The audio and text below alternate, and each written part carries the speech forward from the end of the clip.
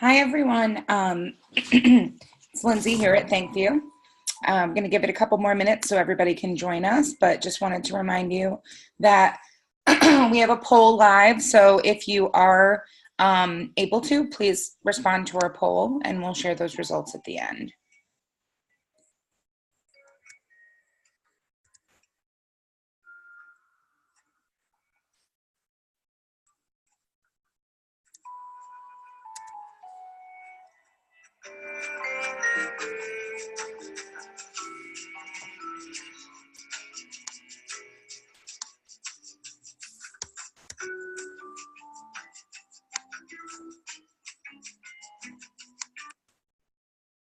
Okay, just waiting for people to join.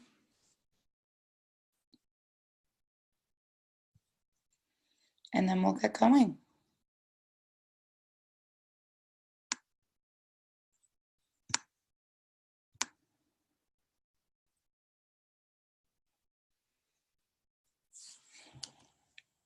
So welcome to our next edition of our ThankView how-tos for Giving Day, and with a special segment on how to use ThankView to manage your volunteers.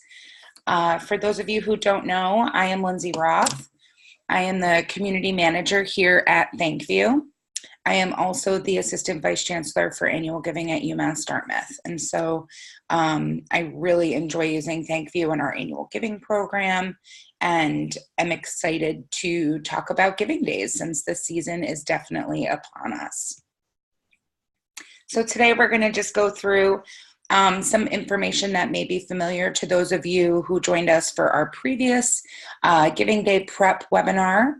It's going to have a step-by-step checklist so that you can be prepared for your Giving Day, but then also how video can help your Giving Day. We'll talk about how to specifically manage your volunteers, when to message them, how to set up a giving station or a thank you station on your Giving Day so that you can do personalized thank yous. We'll go over some campaign examples, and we'll also have a Q&A. If you have any questions that come up, there's actually a handy dandy Q&A. I will keep that and check back in from time to time. So feel free to just type questions as they come up, and I will definitely get to them. So first things first, your step-by-step checklist for Giving Day. As I said, this is something that I've previously gone over, so if you're joining us again, apologies, this may be a little repetitive, but I assure you that there's new content coming after. So the first step you're going to want to do with your Giving Day campaign is choose your date. It's something that shouldn't be competitive with other events or solicitations. And just from let's see, I have a question, just one. Yes, the slides will be available afterwards. No worries. We're going to be circulating those out for sure. And we'll also have a recording as well as a recap article that'll go live later today in our Facebook group. So if you're not a member, please join. Choose your date. And, you know, I think that Tuesdays or Wednesdays are really great for higher attention and engagement rates on social. It's also less likely to be competitive with a holiday. And then just think creatively. Is there an event that's already popular, like homecoming or maybe some sort of special Founders Day or unique holiday that you can then maximize the attention of your audience towards a giving campaign? Step two, you're going to want to brand your event. I think your brand can definitely be complementary, but distinct. I have some examples here of Tabor Academy, who has a Tabor Time Giving Day theme. They have a stopwatch. For us over at UMass Dartmouth, we have the Corsair Challenge, which pairs nicely with our existing logo for the school. But really, I think you know your brand, work with your marketing department, and just come up with something that can stand the test of time. You don't want to brand something for the first year. You want to brand something for consecutive years and something that's going to happen over a period of 5 to 10 years.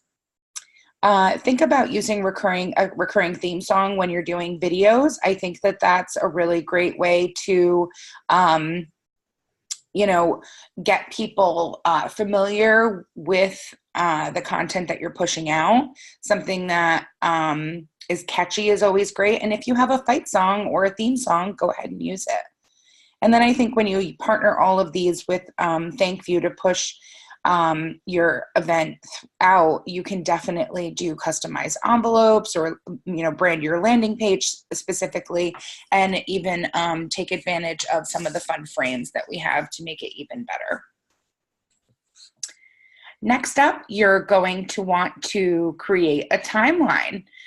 Your first phase is your silent phase. That's when you're really gathering support from your top donors, getting matches, solidified challenges. Second phase is when you go public and inform your community that this date and event are coming. I think this is also a great time to start to really engage your volunteers on a regular basis, and we'll talk more about that shortly. Your third phase is when you're going to go live. And this is the event itself. It's crazy, it happens, but it absolutely does not mean that when it ends, the event is over. Let's see, I just want to make sure everybody can hear me okay. We have no volume. Okay. Can you guys hear me now? Let me see. Yeah, the slides are all fine. Yes, okay, good. Sorry about that. hopefully that resolves any issues that you had with the volume. Second phase, public launch. Third phase, go live. Like I said, it's not the end.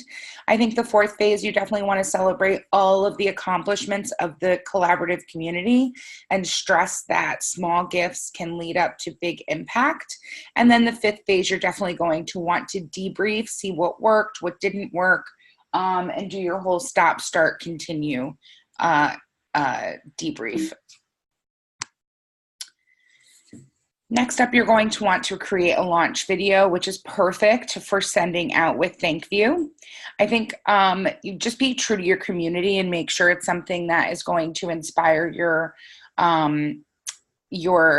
audience to share, because you want that to go far and wide.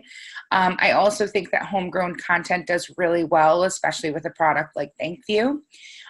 Make sure that at the end of the day, you're just explaining the logistics of your event super clearly, and that you're taking advantage of existing volunteers to spread the word. I linked to our announcement, the Corsair Challenge for this year, so that you guys can see that.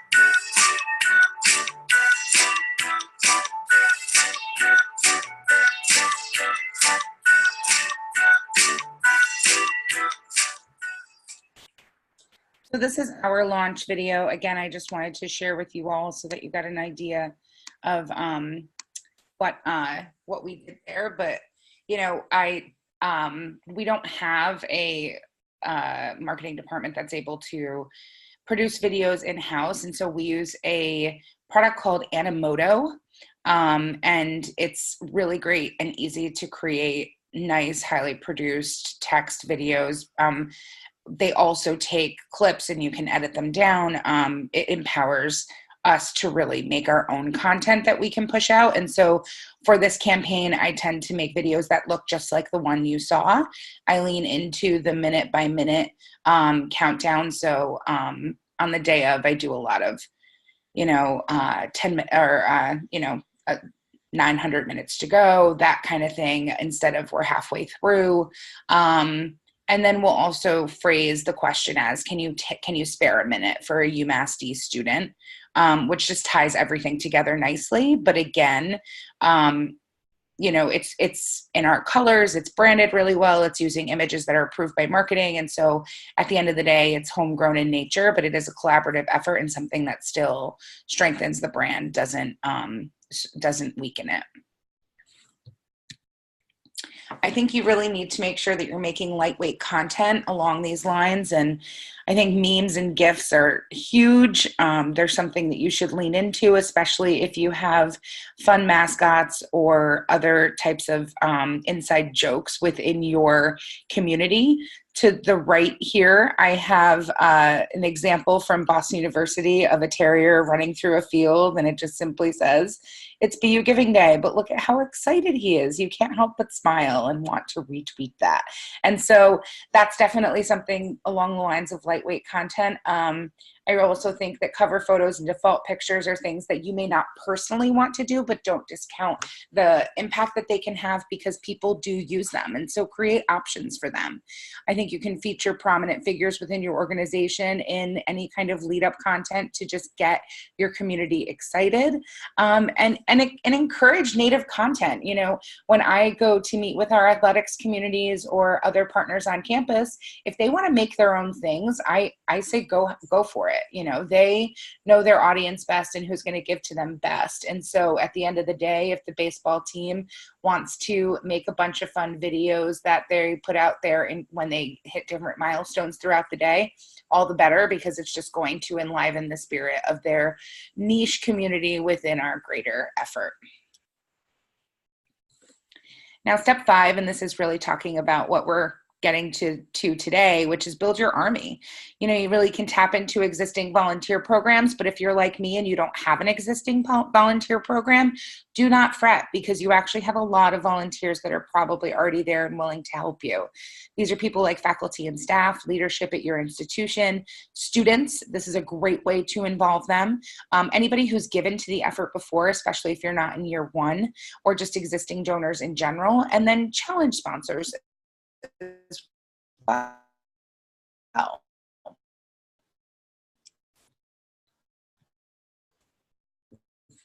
And then step 6 is a way to educate students. Also as a nice headquarters on campus for people to stop by and make their gift in person if they would like to.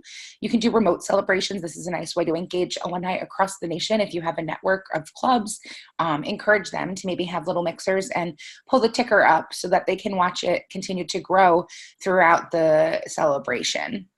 And then make sure that you schedule content. I think that countdowns and time clock are great for that, but also go for organic posting, and that's when you meet various milestones or challenges throughout the day, or if you want to go live. I mean, Facebook and the other social apps out there, they all prioritize their live content, because I think that it's still becoming something that as a society we are more and more comfortable with. And so as you use that feature, it's just going to prioritize that each of your followers are seeing your content. And so somebody raised their hand, I saw.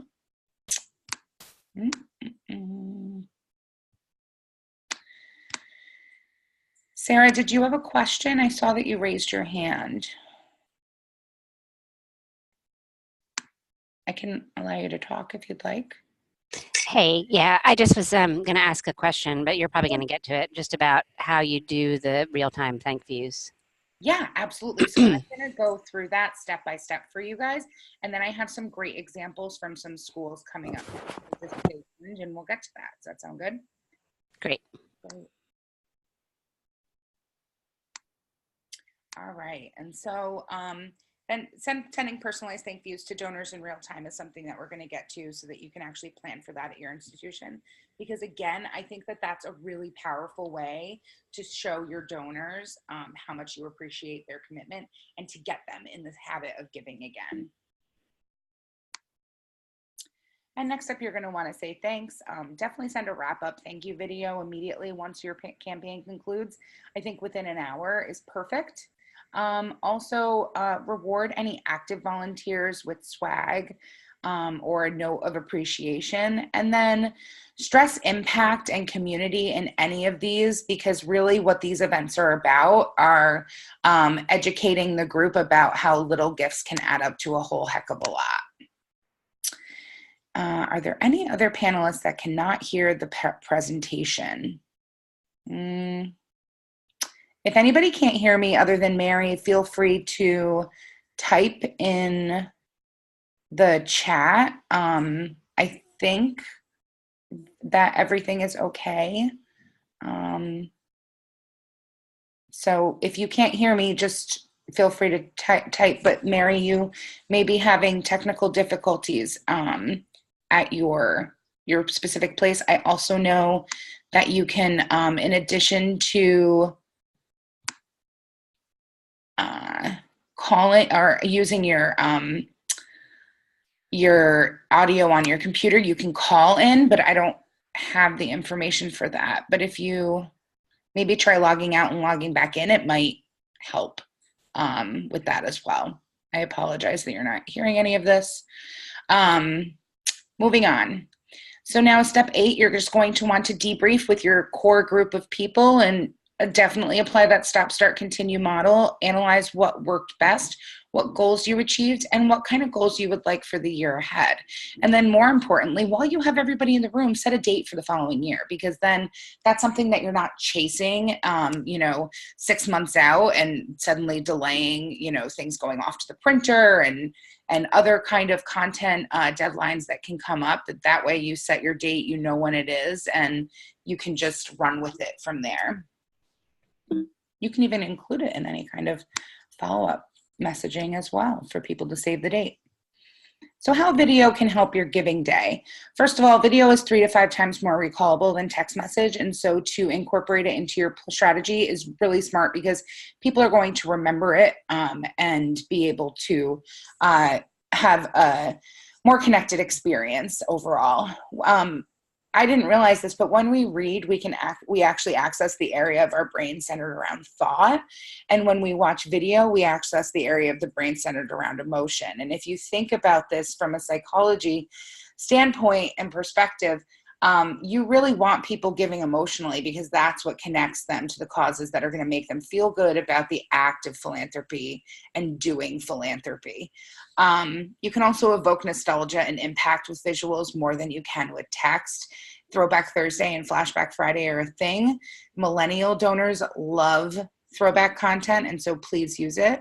And also video is more likely to be shared than anything else. And so if you really want to cut through the clutter and make sure that the audience that you're trying to reach is getting your message, it's going to be more likely to be heard if it's shared.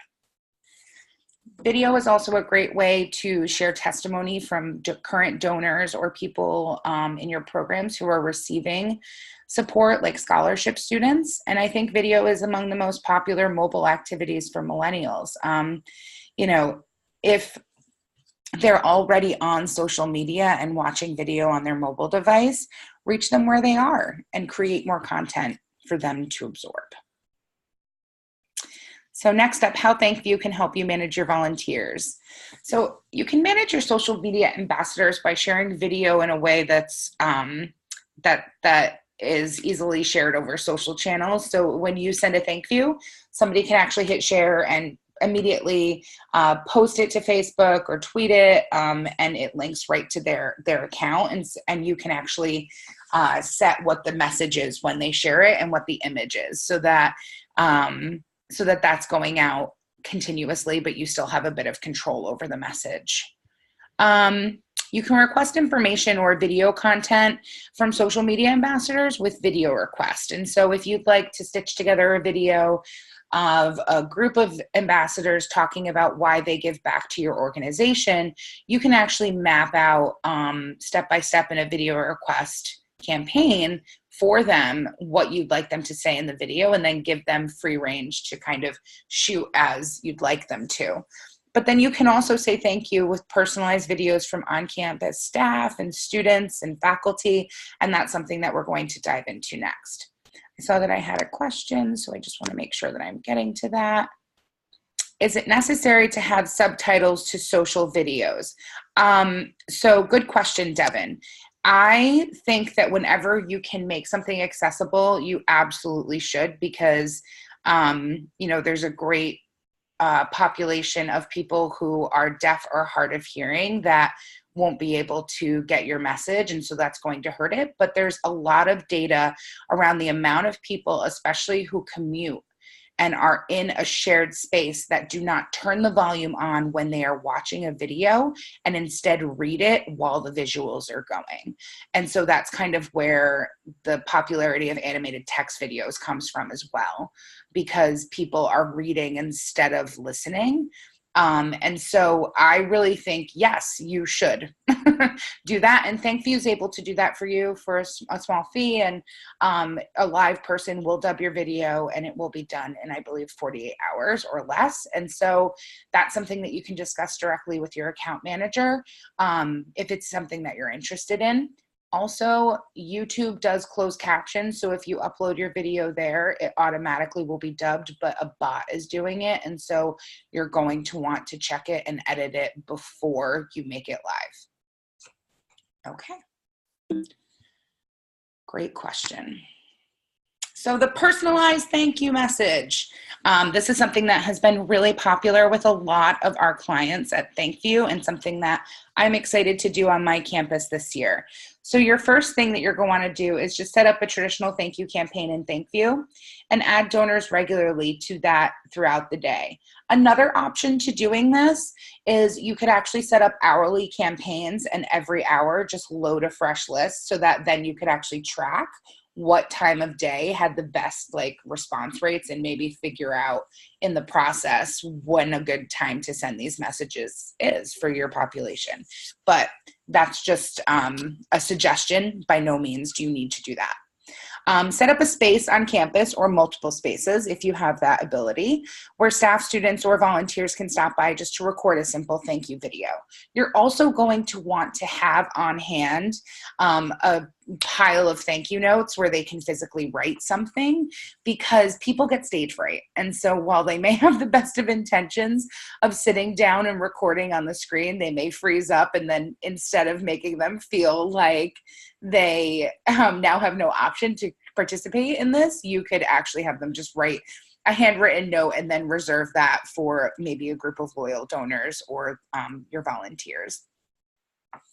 And so as you load the donors throughout the day into these various campaigns, those who did not receive a thank you will go to the top. And so if you're loading multiple lists throughout the day in there, don't worry about people getting deduplicated or duplicated, because they will actually be deduped, but also those who didn't receive any will just automatically populate to the top, and anybody who's recording will just know to start from the top and work their way down the list.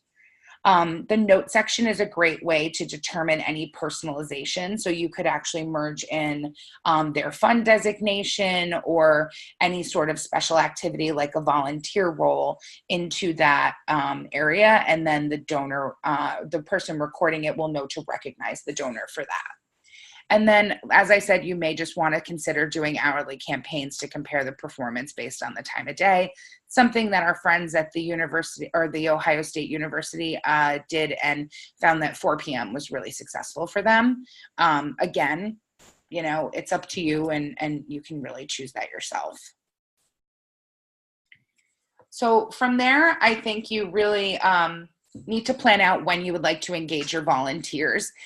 Just because they sign up and say they want to give doesn't mean, or they want to give their time, doesn't mean that they don't need some touch points throughout the silent and public phases before the event comes. So before your launch, I really think that's a great time to start to ask for help from past donors, from faculty, staff, and students. You're going to want to give them updates and treat them as insiders, especially because it's still a ways out from your event. And you could even incentivize their activity for spreading the word with prizes, or by using companion tools like Social Toaster. For those of you that haven't heard of this, it's something that I used when I was at Boston University, and it actually gamifies and awards points for activity on social media, so that then you can give away swag or other fun stuff and really make your community work for you. Again, it's a great tool. I do not believe that it's necessary. I don't use it at UMass Dartmouth. We don't have the money for it, and I think that, you know, the way that we work with our volunteers, especially with something like ThankView, is great. We check in weekly before the event. I think that's, you know, a plenty. You're not going to over inundate them with information, but maybe just provide updates. You could also ask them to push out content that maybe has already been shared to give it a little bit of a boost, and just answer any common questions that they might have, because the day is approaching. You might want to consider a live training with a campus leader if you have the time and mechanisms to get that done. It definitely plays into that exclusivity and special treatment for this group, but it also could serve as a really nice rallying cry and help you just identify your top volunteers, because if somebody's taking time out of their day to call in, you know that you've got them, and that they're engaged, and that they're likely to really work for you on the day of. And so speaking of that, the day of, you're definitely going to want to have content exclusive to your volunteers to share, and whether that's special imagery or copy that you're putting out there. But also I think that when their goals are met or exceeded, giving them the opportunity to share the word first before your main accounts post them might actually be a fun way to see how big their reach is, and also if it can start to have legs on its own without the bigger account sharing it first. I also think you should provide them some footage from campus to make them feel connected. It can be as simple as a student just walking them through the, tables that you're hosting, or if you have a headquarters on campus, and sharing, what's happening, and then just saying thank you. But it can really go a long way to make them feel special. And then if you have the ability and budget, mail any leftover swag you might have to them, or send a personalized ThankView as a thank you for them. And so let me just make sure we don't have any more questions. Slides will be available. Let's see. Any more chat info? All right, cool. Personalized thank yous. So Miami University actually does hashtag move in Miami, and they, I don't know how they do this, because it just gives me anxiety even thinking about it, but on move-in day, they actually have their giving day. And it's, great because it's a fall campaign. And I think that the earlier you can do these in the fiscal year, the better. But they also have these great stations where people, all the way from students to staff, faculty, parents, can stop by and say thank you to any donor who's giving, and it immediately goes off to them.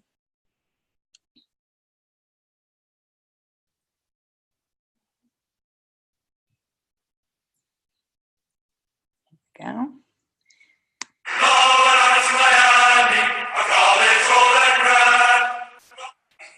Hi, Kathy. My name is Marta Stewart from the class of 2018, and I'd like to thank you today for participating in Move in Miami, as well as your kind and generous donations to the Miami Marching Band. It's a fantastic program here at Miami University, and we are so thankful for your support to support the Miami University community in their endeavors. Thank you, thank you, thank you.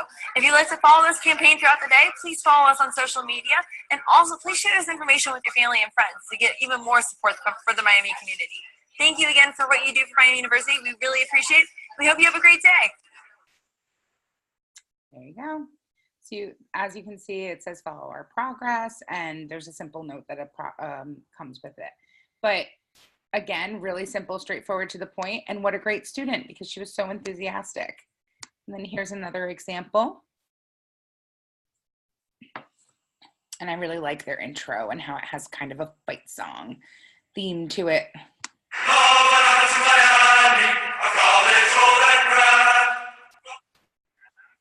Hi, Lorene. I'm Jen Franchak of Miami University Center for Career Exploration and Success. And I'm Brent Schock of the Financial Aid Office.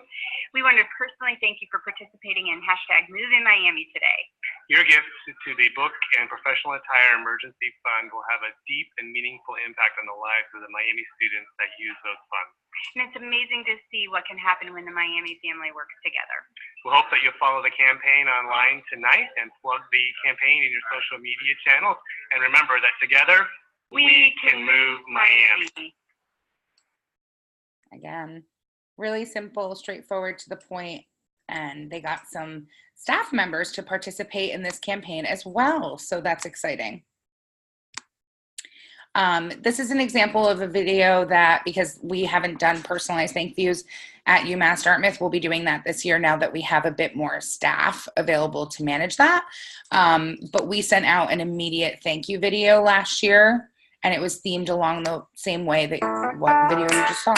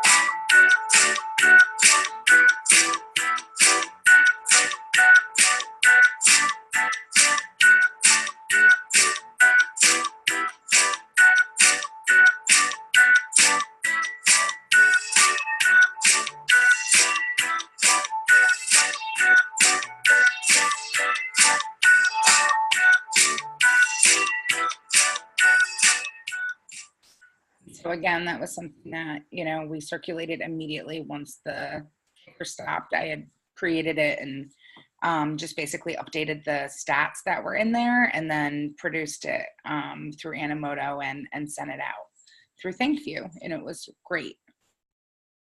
Tabor Academy, I think, has another great homegrown campaign that taps into their community. They rely on their alumni base to volunteer for them. And they have a really great theme. What I liked was they got their students and staff involved in saying thank you. And here's an example of that.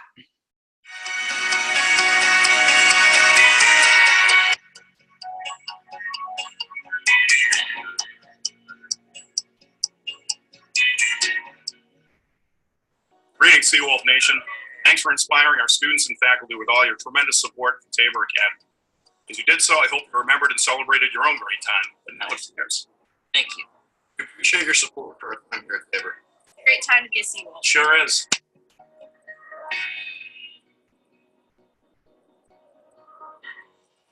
They also, if you Google this campaign, do a great Q&A updates with current students from someone in the advancement office. And again, sharing really pretty pictures from campus. My high school certainly didn't look like this, but I think, again, getting top head of school involved, as well as volunteers and members of the faculty and community. It's a really great way to keep the troops enlivened during the throes of the campaign itself. So with that, I'm really gonna turn it over to you all and see if you have any questions that I haven't answered yet. Of course, this is not goodbye. This is just see you later. And if you need any more information, I'm always available at lindsay.roth@thankview.com. Happy to answer any questions you may have there, or even talk to your team about strategy or vision for your giving day. Prior to coming to UMass Dartmouth, I was at Boston University and was part of the team that brought Giving Day to that school. And so I've been doing campaigns of this nature for over 5 years now, and really think that there's a rhythm that develops and that they are so great for enlivening communities and bringing them together, especially on campuses where maybe that's not reflective of your culture. And question, how many were focused making day of thank yous? So Sarah, can you just elaborate on that a little bit? I'll actually just unmute you so that you don't even need to worry about talking.